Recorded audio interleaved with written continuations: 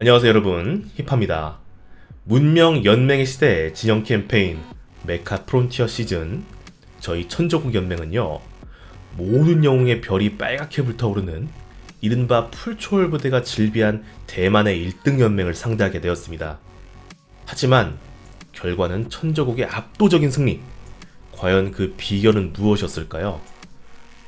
다양한 요소가 맞물린 결과였겠지만요, 그 중에서도 이 조합을 소개해드리고 싶었습니다. 문명 연맹의 시대는요, 영웅 조합 간 밸런스가 상당히 좋은 게임이라고 할 수 있습니다. 전쟁에서 연승을 거두는 덱 조합의 순위를 1티어부터 5티어까지 나열해보려 한다면 불가능합니다. 서로가 서로에게 상성이 맞물리는 말 그대로 가위바위보 싸움이라고 할 수 있거든요. 그럼에도 직전 시즌까지 전장의 부대들을 볼링처럼 쓸어버리던 엄청난 위용을 자랑한 덱이 하나 있습니다. 바로 트리아누스 진시황 잔다르크 조합이죠. 찬란 스킬 당당한 기세를 장착함으로써 전역 봉쇄와 같은 제어 효과 스킬로도 카운터를 칠 수 없는 확정적인 피해량을 구사하는 완전체 조합으로 거듭났기 때문입니다. 그래서 저는 판단했습니다. 지금 대만의 1등 연맹에는 풀초월 트진잔 덱이 다수 있고, 일반적인 상황에서 트진잔 덱은 최소 5연승 이상을 거둘 테니, 그런 트진잔 덱을 제대로 견제할 수만 있다면 이 전쟁 생각보다 쉽게 풀릴 수도 있겠다고 말이죠. 소개드릴 조합은요, 풀초월 트진잔 덱을 상대하기 위해 천조국 입장에서 선택한 전략적 기회비용이었음을 참고 바랍니다. 제가 추천드리는 영웅조합 스킬 구성이 모든 서버에서 통용되는 것은 아닙니다. 해당 서버에서 메타를 주도하고 있는 조합이 무엇인지 파악해보세요. 그 조합을 파괴할 수 있는 조합이 그 서버에서는 0티어 덱이겠죠? 그러니까 이 영상은 재미로 봐주시면 감사드리겠습니다. 지금 바로 공개하겠습니다.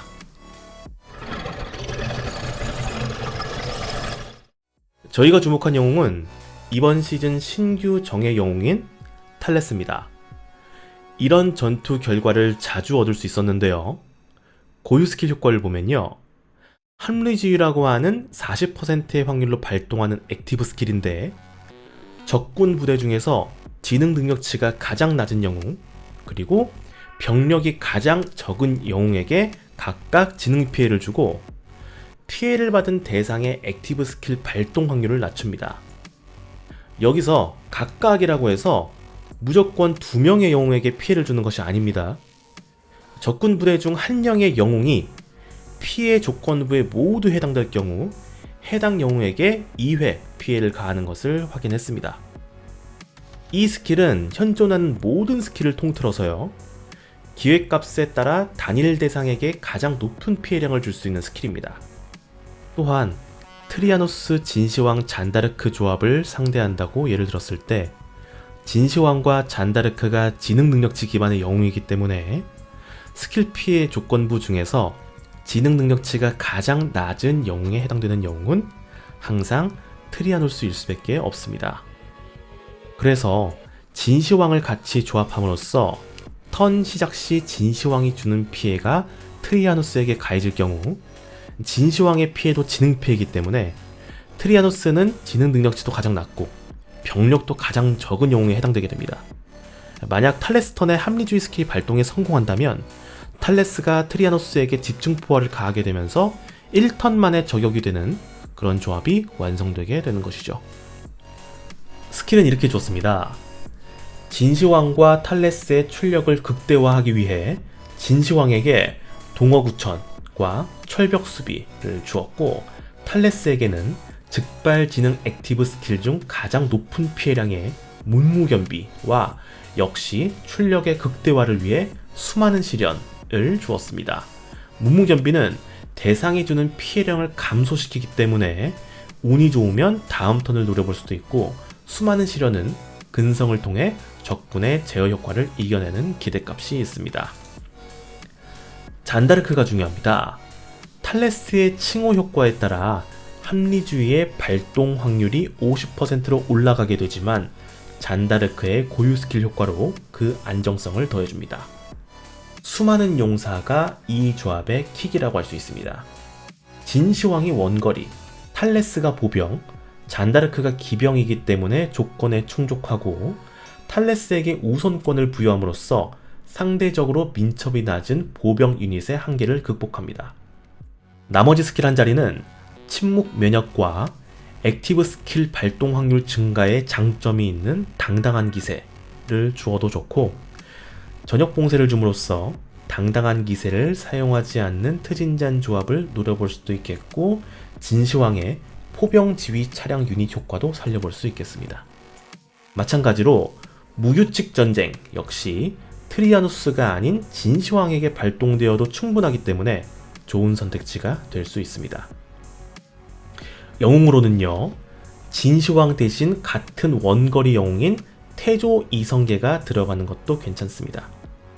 잔다르크는 발동에 실패한 스킬을 다시 한번 발동할 기회를 주는 것이고, 태조 이성계는 발동에 성공한 스킬을 추가 발동하게 만들어주는 것이기 때문에 탈레스의 합리주의 피해가 연달아 4번 발동할 수 있습니다.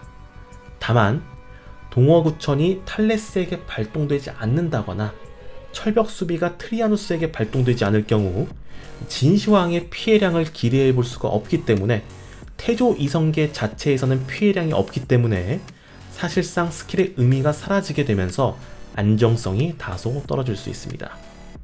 잔다르크 대신 구디트 공주가 들어가는 것도 방법이지만, 구디트 공주는 보병이기 때문에 수많은 용사를 사용할 수 없습니다. 그렇다면 탈레스에게 선제 공격을 주어야 하는데, 그렇게 되면 역시나 안정성이 많이 떨어질 수밖에 없습니다.